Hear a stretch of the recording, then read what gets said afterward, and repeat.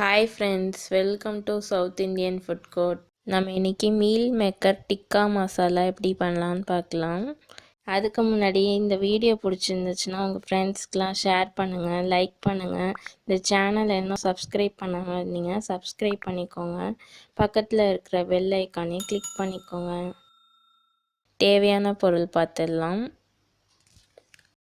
இது சிம்பிளான டிஷ் தான், ஈஸியாக பண்ணிடலாம். நீங்கள் இது ஃப்ரைட் ரைஸ், புலாவ், சப்பாத்தி, நான் எது வேணாலும் எது கூட வேணாலும் சேர்த்து சாப்பிட்லாம். சூப்பராக இருக்கும். வாங்க எப்படி பண்ணலான்னு பார்க்கலாம். மீல் மேக்கரெல்லாம் நான் சுடு தண்ணியில் போட்டு 10 நிமிஷம் ஊற வச்சுட்டு பச்சை தண்ணியில் அலசி வச்சுருக்கேன். இதை இப்போ நான் பெருசாக இருக்கிற வசி 2 கட் பண்ணி வச்சுருக்கேன். நீங்கள் சின்னதாக இருந்தால் அப்படியே போட்டுக்கலாம். நல்லா தண்ணியை பிழிஞ்சு எடுத்து வச்சுருங்க. 2 ஆனியன் நான் இது மாதிரி க்யூபாக கட் பண்ணி வச்சுருக்கேன். நான் கேப்சிகத்தையும் இப்போ அதே மாதிரி க்யூபாக கட் பண்ணி வச்சுருக்கேன். க்ரீன் கலர் கேப்சிகத்துலேருந்து ஆஃபும், ரெட் கலர் கேப்சிகத்துலேருந்தும் ஆஃபும் கட் பண்ணி வச்சுருக்கேன்.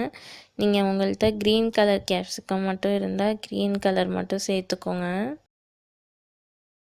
தாளிக்கிறதுக்கு ஜீரகம் எடுத்து வச்சுருக்கேன். நான் இப்போ ஒரு கடாய் எடுத்து வச்சுருக்கேன். இது நல்லா ஹீட் ஆகட்டும். கடாய் சூடாயிடுச்சு. இப்போ நம்ம 2 டேபிள் ஸ்பூன் ஆயில் ஊற்றிக்கலாம்.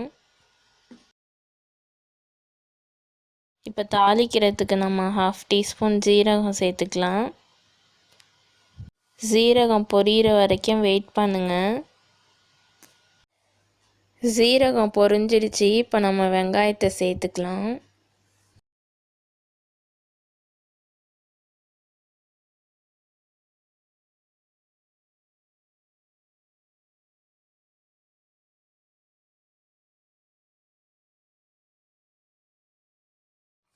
இப்போ வெங்காயம் சீக்கிரமாக வதங்குறதுக்காக 1/2 டீஸ்பூன் உப்பு சேர்த்துக்கலாம். இப்போ 1/4 டீஸ்பூன் சுகர் சேர்த்துக்கலாம். சுகர் சேர்த்தா டேஸ்ட்டாக இருக்கும் உங்களுக்கு கிரேவி சாப்பிடும்போது. அடுத்தது வெங்காயமும் வதங்கிடும் நல்லா. உங்களுக்கு ஹார்டாக இருக்காது வெங்காயம் கடிக்கும் போது, அதுக்காக தான். வெங்காயத்தை நல்லா வதக்கி விடுங்க. நல்லா வதங்கட்டும். ரொம்ப கோல்டன் ப்ரௌன் கலர் ஆக வேணாம், கொஞ்சம் ப்ரௌன் கலராக ஆகுனா போதும்.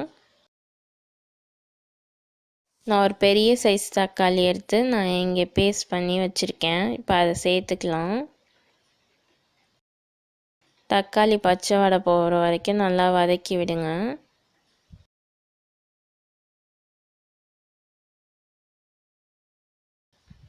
இது நல்லா வதங்கட்டும். லிட் போட்டு க்ளோஸ் பண்ணி வச்சிடலாம்.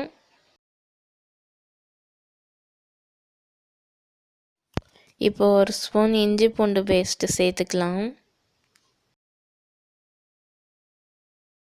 இஞ்சி பூண்டு பேஸ்ட்டு பச்சை வடை போகிற வரைக்கும் நல்லா வதக்கி விடுங்க. இது வதங்கட்டும் ஒரு 2 நிமிஷம்.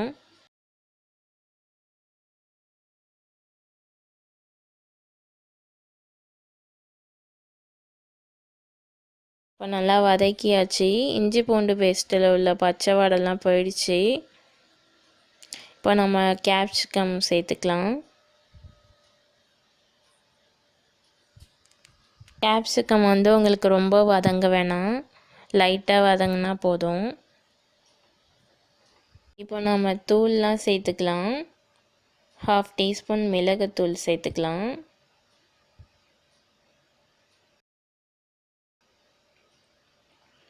½ டீஸ்பூன் கரம் மசாலா சேர்த்துக்கலாம். மஞ்சத்தூள் 1/4 டீஸ்பூன் சேர்த்துக்கலாம். வரமிளகாய் தூள் நான் 1½ டீஸ்பூன் சேர்க்குறேன். நீங்கள் உங்கள் காரத்துக்கு ஏற்ற மாதிரி சேர்த்துக்கோங்க. நான் இப்போ இது 2 பேருக்கு தேவையான அளவு நான் இப்போ கிரேவி வைக்கிறேன். நீங்கள் எவ்வளோ பேருக்கு செய்கிறீங்களோ அவ்வளவு நீங்கள் இதில் உள்ள இன்க்ரீடியன்ஸ்லாம் ஆட் பண்ணிக்கோங்க.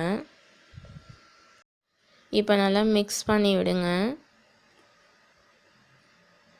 அந்த மீல் மேக்கரையும் சேர்த்துக்கலாம். அதையும் சேர்த்து நல்லா மிக்ஸ் பண்ணி வச்சுட்டு லிட் போட்டு க்ளோஸ் பண்ணி வச்சிடலாம்.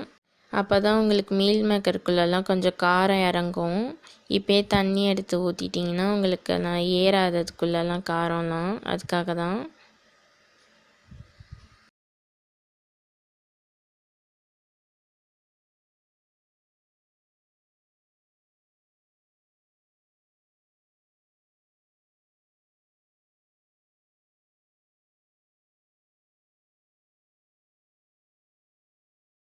கிரேவி பதத்துக்கு தேவையான அளவு தண்ணி ஊற்றிக்கலாம்.